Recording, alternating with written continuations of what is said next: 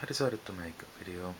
I know it's been a long time, what, 3 to 4 years or something that I made a last video, but just out of the kick of it, make a video. And I was having a little bit of trouble finding a good topic, but then just decided, hey, let's just play a fun game of Blitz, try to get into some sort of skirmish. And well, actually my opponent avoided that tactical skirmish, but anyway, the game turned out very entertaining on my view, and kind of counterintuitive ideas came up. I thought at least so. So we have a French there with knight to c3, one of the main lines, and this time I decided to go classical with knight f6. I used to play this all the time back in the day, and most opponents actually play e5 here. That's what I found.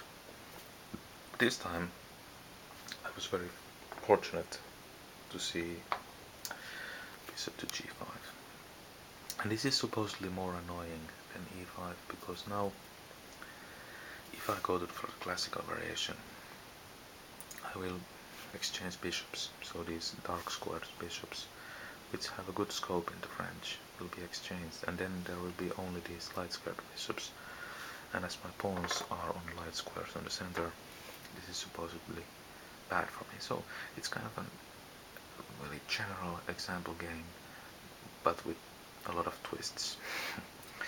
So bishop e7. There are other variations than this, but I enjoyed the classical French. e5, so forcing the knight to move. The knight moves here back, supporting c5 immediately. So taking here, and this is one of the starting points of classical French. Normally white plays something like f4 here, and after that tries to play knight f3, queen d2, castles queenside. Black plays something like a6, c5, knight c6, castles kingside. Perhaps tries to attack on the queen side and plays f6 at the right point to open. It will be a skirmish on attacking on the queen side as black, and white will attack on the king side. And those are entertaining games. Of course, this bishop is a poor piece because it's behind the pawn chain, so you have to kind of make it better by some sort of route, maybe d7, e8, coming to g6 or something like that. And okay, but my opponent surprised me with queen to g4. I thought this was interesting because it's somewhat similar as those whenever variations that I've been playing, with the queen being on c7, b-pawn being on c3, c5 having being of course played, where f5 is a good move. And alright, I don't really know this variation with queen g4. Of course the difference is that as the knight is still here, if the knight wouldn't be here, there wouldn't ever be any knight b5 tricks, but here as the knight is on c3, there might be some knight b5 tricks at some point. Not right here, but in some variations. Still, I was thinking that hey, let's just see what they play after f5. And f5 in this particular variation has another merit, because as my knight has gone to d7, maybe I want to play c5, exchange c5 with d4, then play knight c5, and the knight is coming quite nicely on e4, especially if white plays f4, when he can't really get rid of the knight unless exchanging it, and once he exchanges it, I will get the passed pawn on e4. So, you know, I was thinking, hey, nice deal. But of course, there must be a critical variation playing queen h5 check here. And I think in this particular variation I really don't want to play queen f7 and exchange queens, because maybe knight coming to b5 has some sort of issues. That's for one thing. But I think just in general this e6 square might be very tender in this particular case, with knight having possibilities to come to d4. I mean, I will play c5 at some point, and then knight coming to d4, the other knight coming to f4 via h3 probably, or g5 even. There's a lot of attack on e6, and also it looks like this d5 is a little bit tender at some points. If bishop d3 takes on f5, maybe knight d5, and maybe even this c7 pawn can be weakened. And you know, black's development on the queen side is slow here. So I was thinking g6, if he had played this.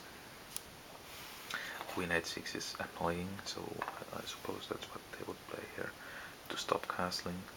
And then, you know, I have to play a6 to not to allow knight b5 after c5. And then there's this very interesting variation. Of course, white can play normally with f4, knight f3 and so on, and castles. I think those will lead to normal positions, and black should be fine, I think. Not so very sure. But after knight h3 there is an interesting variation after c5. Knight to f4. And now I think if black goes and tries to exchange queens to play slowly, to prevent this idea, not playing c5, I think he has just an atrocious position.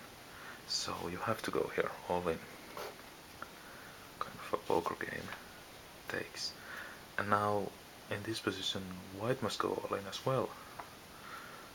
Take on g6, which is of course a fork, forking the queen on e7 and the rook on h8. Well, black is fine, I will take. And white takes on h8. And then knight to f8. I will just stop here. Look at this position. This would be so much fun to play. It's white to move to d4 pawn, attacking the knight. If the knight moves, queen b4 check, taking b2, you know. This would be a lot of fun. So, kind of unfortunately, my opponent decided not to go there, and instead played, let's say, the prosaic queen to g3, and I followed with pretty similar moves.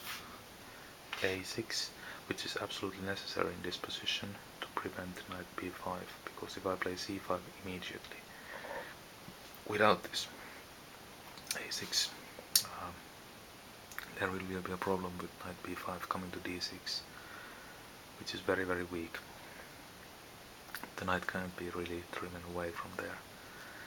And if I had the pawn back here, let's say I had castled somehow, and then maybe c5 would be an option, because knight d6 coming, then maybe I can attack with f6. But having played f5, the d6 square is actually more strong. So yeah, a6, and he plays f4, and this is a controversial move in this position, and I'll have to explain a little bit. You see, after I played f5, e5 I mean, is not really that weak. Of course I will play c5 to attack this pawn, so maybe this needs more support. However, if you play f4, you must understand that you're giving away e4, and after that I want to play c5, exchange these pawns, knight c5, knight e4, and that knight is there. And if you exchange it, let's say with the knight from c3, maybe I'll take with f pawn and have a passed pawn which has a support on d5. Well, having said all that, he did play f4 and gave me an interesting game. So c5, knight f3, knight c6, castles, and castles. All very logical moves. Both sides have castles. Black castle on the king side and white on the queen side. Now in the classical French, this is almost every time the black castles on the king side. Alright. So game progressed. White played quite a normal move, 92, with ideas that he wants to take after I take on d4 with a knight which will be supported by a knight. So if I exchange knights, he will still have a knight there. Or if I lose time, he will maybe play c3 and be able to take with the pawn on d4. And then I would have to use the c file very actively. I think I wouldn't have that good attacking chances. So I take immediately. And I don't know why I say that immediately that way. It's just look too many of those videos of Yasser Serevan talking about that. Some old character who uses that way to say immediately. But anyway, let's not focus on who says what and how. Let's go focus on the game. So he takes back with the e knight, which is very logical. And I play knight to c5. So both sides have pretty much done what they thought they would do. And here, actually, in this sort of position, white would be very happy to be able to play g4. Now, playing g4 has a problem. That problem is that there is a queen on g3. Now that's pretty obvious. Well, I was thinking that he would play queen h3 and then g4 maybe backed by rook to f1, but in such cases then again there is the problem that maybe this f2 square will be tender. So let's say queen h3, what about knight e4? Knight is going to make a fork on f2. So whereas that is very appetizing for him to play something like queen h3, I think he just can't play it. Well, he was thinking that yeah, maybe he can get rid of the queen on g3 to be able to play g4, because I won't exchange queens on g5. Maybe he was thinking that exchanging queens is very favorable for him because this bishop being poor. Now look at my pawns. 1, 2, 3, 4, 5, 6, 7. And 6 of them are on light squares. So I have a horrible bishop which has no future. Well, this is actually a pretty simplified view of the position. I think the bishop has a lot of life. And at the moment it's important guarding e6. So I was very happy to exchange queens actually, because I think now getting the knight to e4 is even stronger. So he took back with the knight, which I suppose is what you have to do here. And I kicked the knight back, went to h3, guarding f2, which is important. If I play knight f3, there will be no fork the knight on h3. And well, maybe I can play knight e4, but I just played a simple move, bishop d7, developing, completing my development, and having ideas of bringing the rooks to c file, to the b file, maybe playing knight e4, maybe doubling the rooks on the c file. I mean, I've got a couple of ideas here. I think my opponent should play something like bishop e2 here, just completing development, maybe play g4, open the g file, try to attack the black king here. I think he played just an atrocious move, a3. This must be his, well, biggest mistake in the game so far, at least. I think now just black takes command, if he hasn't taken already. Well, I think black had equalized already, but this a3 is just, it's not helping anything. It's, for one thing, if I was going to play b5, b4, well, now after I play b4 it's already attacking a3, so that's a positive side for black. That's me. And the other thing is that I played actually rook a to c8. I wanted to keep the other rook on f-file, by the way. I mean, yeah, I suppose rook f to c8 is appetizing as well. But I was thinking on the lines of playing knight to e4, and I was thinking that he has to play knight f2, and I'm waiting for that, and once he plays knight f2 I play knight e4, and then he will take on e4. Of course he will. And then after I take f takes e4, my rook is on f8, it's attacking f4. So yeah, I left it here. I played the other rook on the c file. But of course, there is also the option of not doing that, playing the rooks like this, and just attacking here. I think both plans are quite good. Just chose this one. It was a blitz game, you know, a long game. And also, even though it seems now it doesn't matter which rook comes to f8, c8 I mean, it is actually a threat at this moment, which is something that was made possible only by this move a3, because now actually his b3 square is weakened.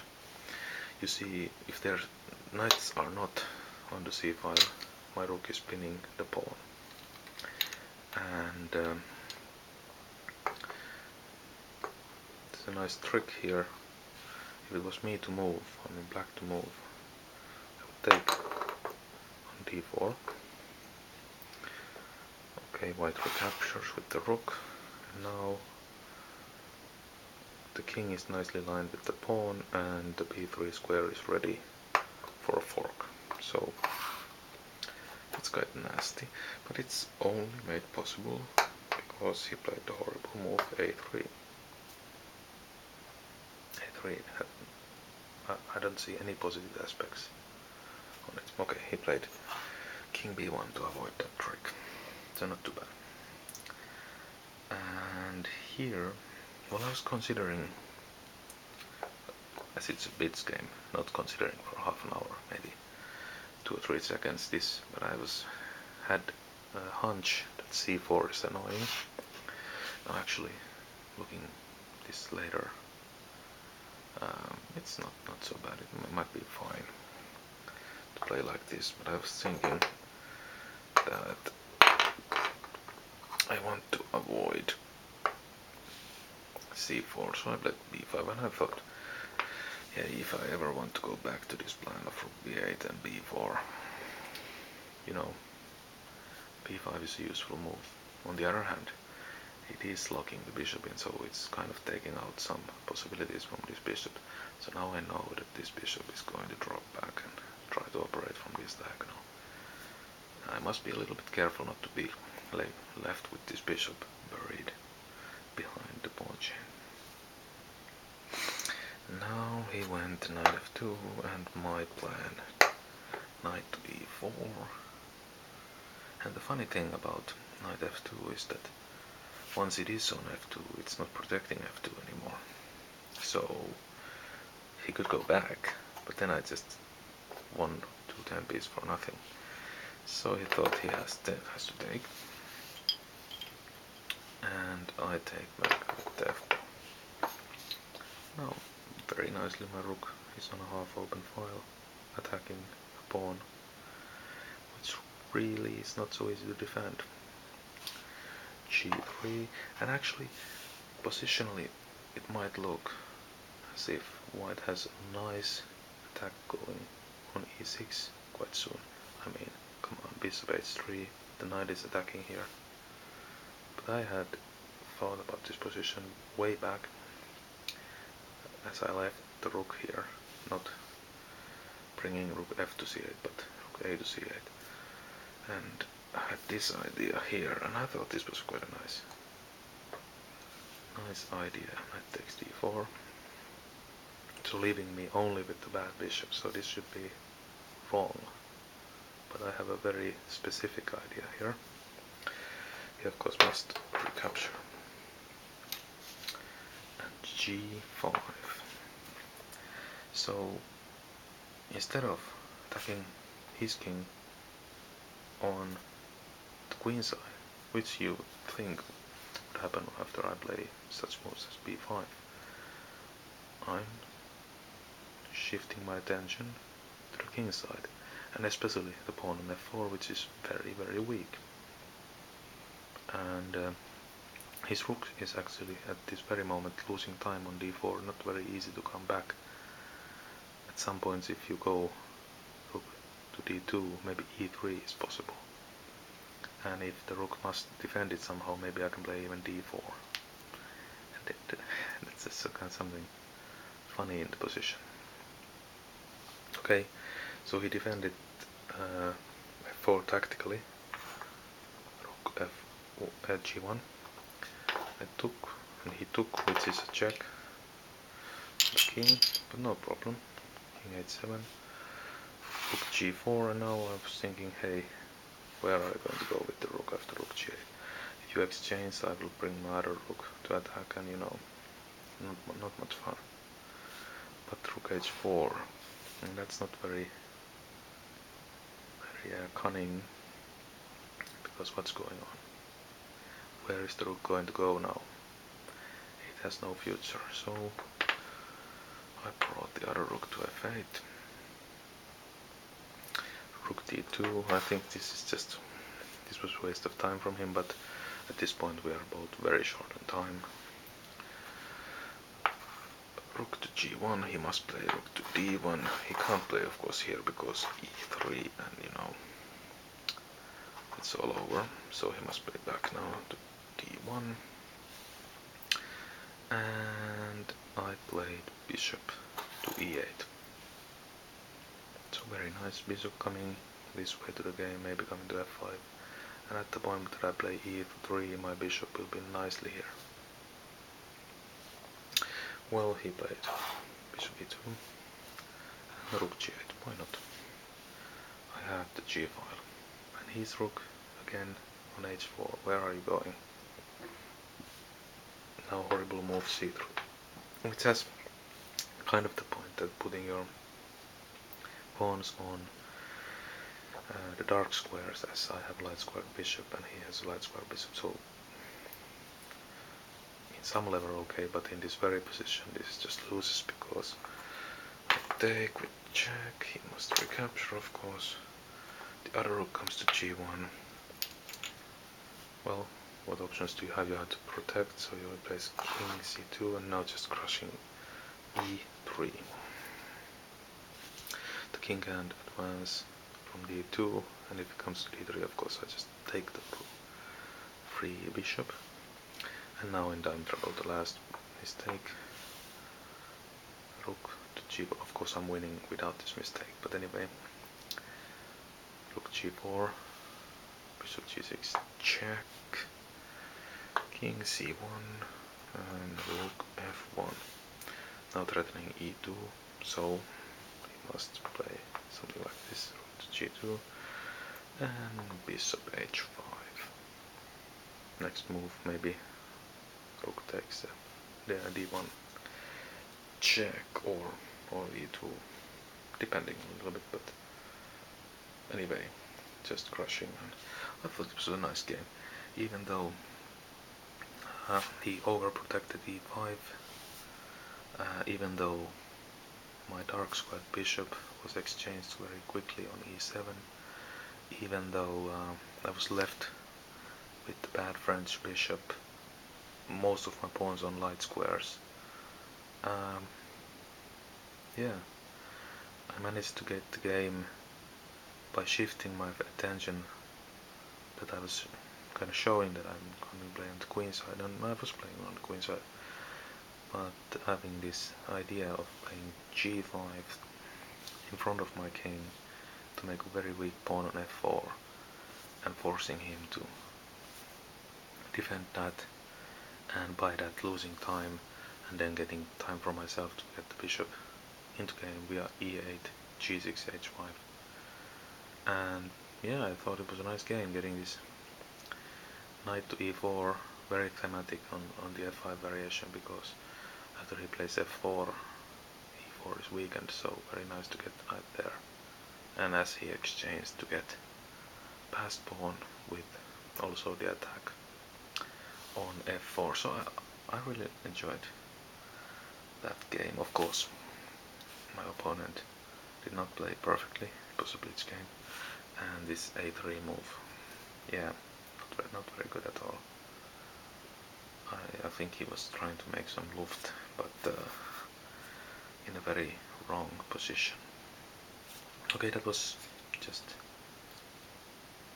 one game I wanted to make a sample video. Maybe I will make just random games, sample videos. I was also thinking of one video on mating patterns, I mean checkmate patterns, and yeah, something in that lines. Let's see what I have time for. Last years have been quite busy for me and I haven't had time to make this, but perhaps now I can take the time and have a little fun making some videos.